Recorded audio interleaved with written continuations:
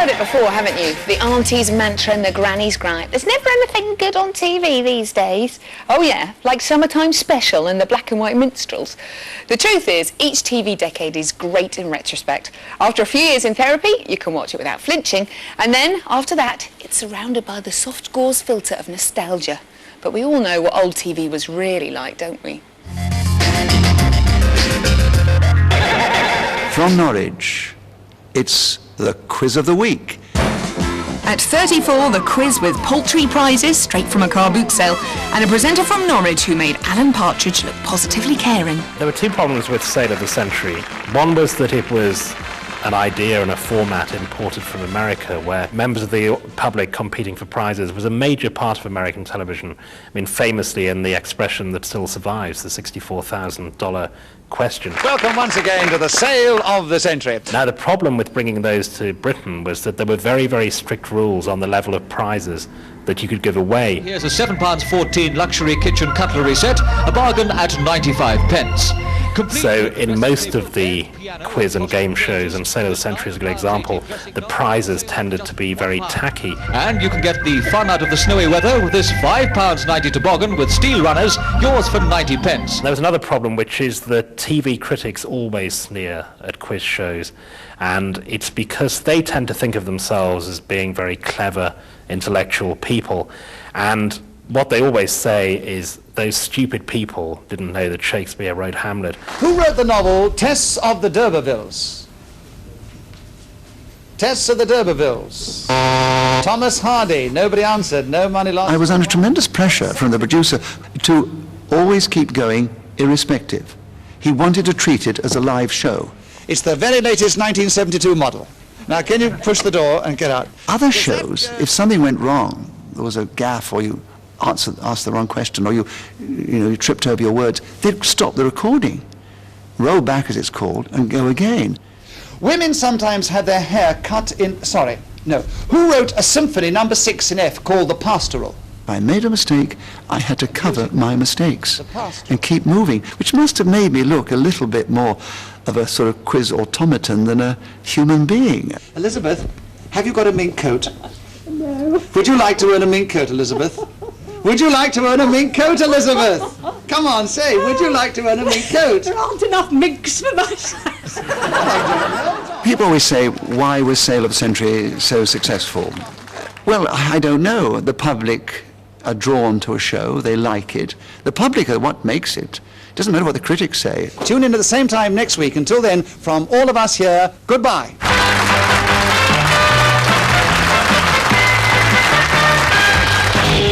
And now a man with a musical career that's really had legs. And that's not all we saw when the lewd, rude Iggy Pop went on the White Room in see-through trousers. And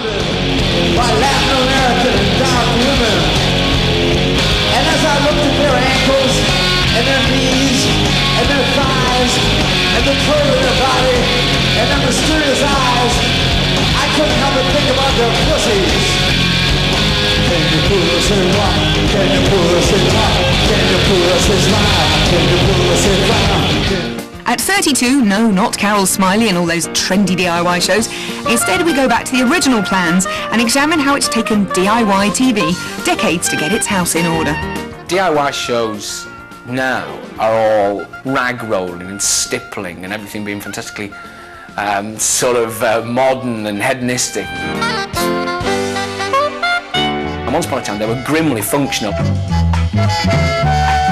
Hello and welcome once again. Well, if that's not enough to confuse her, I don't know what is. I did this, I don't know whether you were watching when I built a refrigerator. Playing about with paint, I think is fun, and if you're interested, it's quite nice to do this soft treatment. Everything had to be functional in the 60s and 70s. Hello. I want to talk about helmets this week. But if you look at their ideal homes on things like Barry Bucknell and whatever those other early 70s ones were called, everything ends up looking like an East German military installation. I don't know whether you've got a problem like this, a rather ugly old panel door. It's one that can be solved quite simply. You can make it look like this. It was basically all about how to Artex every surface in your house and destroy any personality it had. And you can do that just by fitting a sheet of hardboard right over the door. so that Lawrence Llewellyn Bowen can come back dressed as a Regency dandy in the 1990s and tear it all off again.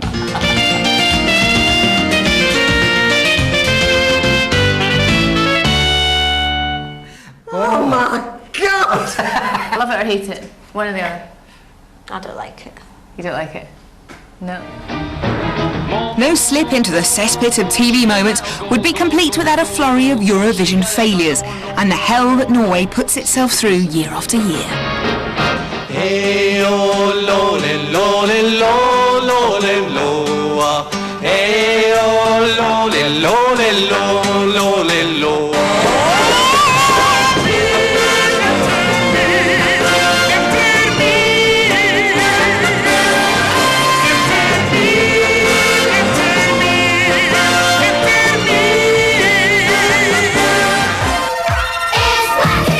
These days, kids presenters are suave, sophisticated, and on the cover of glossy magazines. Well, some are anyway. But only a decade ago, wacky men in plastic glasses ruled the roost. Timmy Mallet takes a hammering at number 30. Whack-a-day! Whack-a-day! Hello, Waterwakers! Next, second helpings of two persistent offenders in TV hell. It's Johnny Rotten against the world again when he turns up on Jukebox Jury. We hope that we've got a very interesting selection of new releases for a very interesting panel. The first juror, Johnny Rotten. I was surprised that Johnny Rotten did it, actually. It was an unusual thing for him to have done. Remember, they didn't make it to the 20. They don't think that one's going to make it at all. And here is record number 2.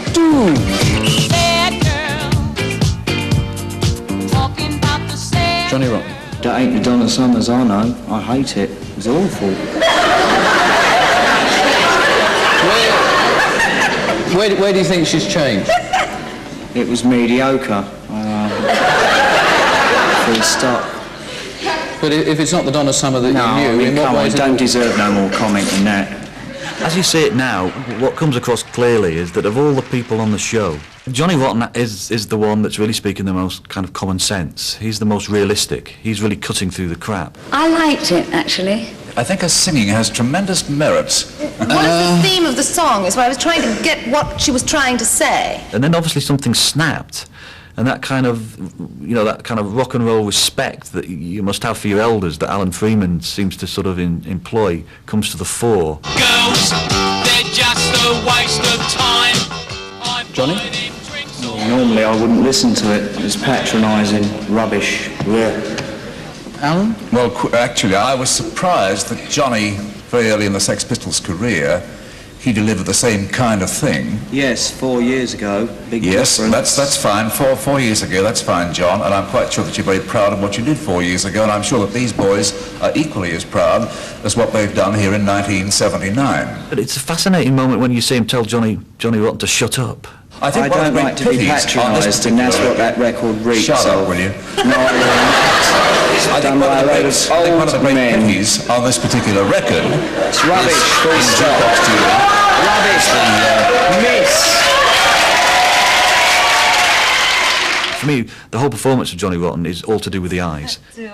The way he would look at Noel Edmonds is eventually how an entire nation would look at Noel Edmonds. So it'll be interesting over the next few weeks to see how much the local radio listeners disagree with our jury here. And I hope it wasn't too exciting for Johnny Rotten, who seems to have taken the whole thing. Good night. It's gone off to a previous engagement. At 28, we award red cards and an early bath to the footballers who should have stuck to playing their own field, and none more so than Glenn Hoddle and Chris Waddle on Top of the Pops.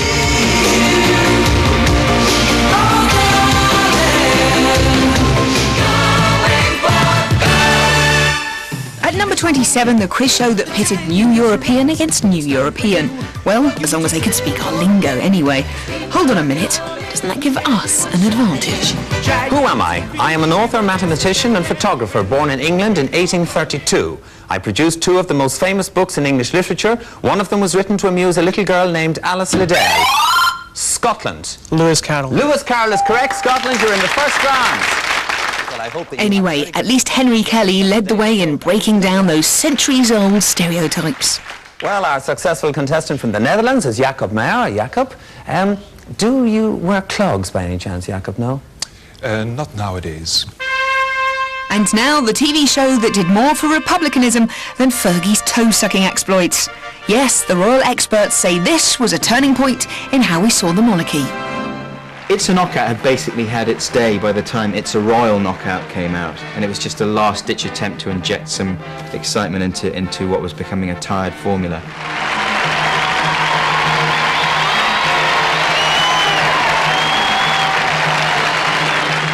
In quite a clever coup, they did it by humiliating the royal family. As I approach Her Royal Highness the Princess Royal with some trepidation, ma'am. Where are your tactics? Oh, very cool, calm, collected. I think it's a shame none of the bigger royals did it. I think it's a shame Di didn't do it, and Charles, and the Queen, and the Duke of Edinburgh. That would have been really worth watching. Well, maybe they were in some of the larger suits. The girls are off and running. They've got to be caught to catch the flowers, first of all. One flower, two flowers, Debbie Flintoff's going to be caught. She's caught. Let the losers take comfort in the thought that they will never, ever look so foolish again. This is another in our very popular series, Interviews with Drunken Rock Stars. But here, Wayne Hussey from The Mission, and he's celebrating because, listen, you're doing well, aren't you? Number one in the charts? I don't fucking know.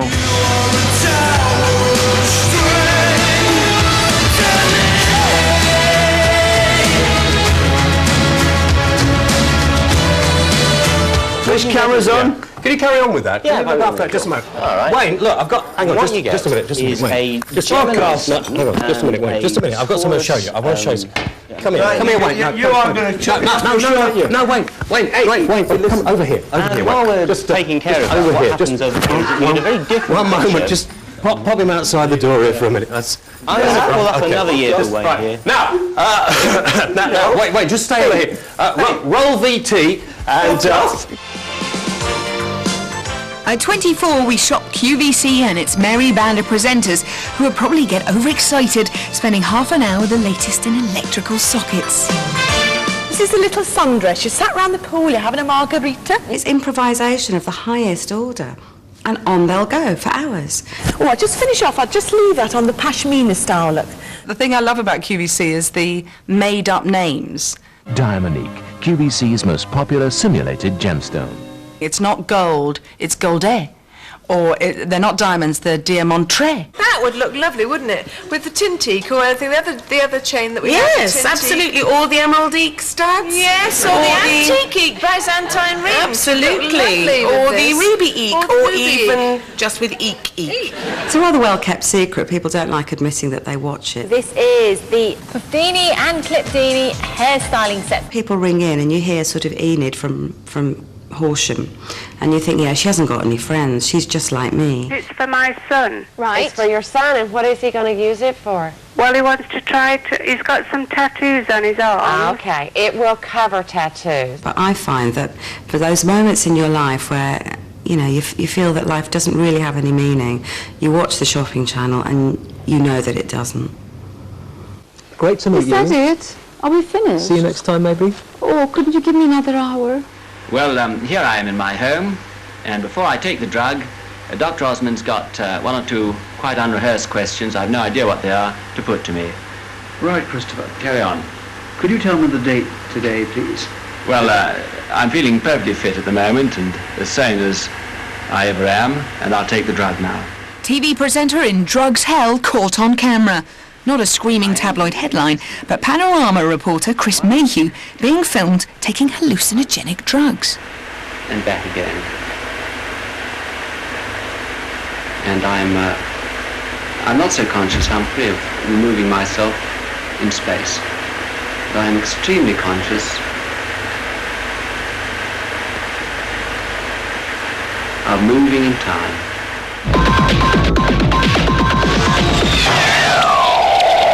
It's a sort of version of Carry On TV, really. It was a gag. It was good fun. See, the cliche in television circles goes, well, we haven't got a lot of money, but actually that's very liberating, because that means we can use our imaginations. Bollocks. If you ain't got a lot of money, you got crap television. We are Britain's first 24-hour cable station, and we're the channel that are going to bring you the stars, the stories, the gossip, and the views that you care about. didn't see much point replicating Panorama. We neither had the intellect or the cash to do it, so we went down our own route. And our own route involved such television classics as Topless Darts. Welcome to Topless Darts at the Ballet. The crowds there, packed auditorium. This really is proving to be one of the nation's most favourite sports. We've taken the best of ballet and combined it with the best of darts. The News Bunny, quite a funny idea, but by week 2, the costume was falling apart and they couldn't replace it. Bill Clinton faces further embarrassment today as more sordid details of his sex life are exposed in Monica Lewinsky's testimony. She reveals an encounter with the president while he was using crutches for a stiff knee. Nobody was ever going to sit down and say, do you know what, I'm going to put live TV on for a couple of hours. But some of the ideas they had, Rusty, the bouncing weather midget. Hello, yes, it's me, your bounces weatherman, Rusty Goff. Brrr, yes, it is still cold because the cold, chilly winds are still with us. Then he'd get up to Birmingham like that. He'd really have to bounce to get up like that. Up in the Midlands, though, it's clearer skies, but possibly showers, but still remaining cool. And he could just about get to Edinburgh, right? And then he'd be done for. Up in Scotland, though, although there's a frost in Argyll, it's the best chance of sun, but there's still a bit of wind, and temperatures only getting to 16 degrees Celsius. So anybody who watched it hoping to find out what the weather like was in the Hebrides, they were done for, because he couldn't bounce high enough to get it, right? And on one occasion, he went boom to give it a special go to get up to Fife, right? He went boom, bang. He just about fingered Fife, lost his balance, and live on TV, shot off the trampoline. With your bounces weather forecast, Rusty Goff, signing off. It was much more like if you take your kids to the circus. It was fantastic. Glamorous women walking around, very small people wandering around, huge tall people wandered around, people wearing exotic stuff. You know, it was great. Over the last 5 years, we've thoroughly enjoyed making programmes for you. We've had a laugh, and we hope we've made you laugh too.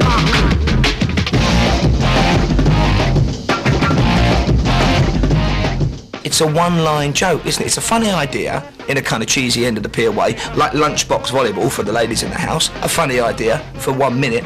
After that, you've got to throw some quality at the screen, which is why whenever people talk about TV nightmares, they've got to talk about live TV.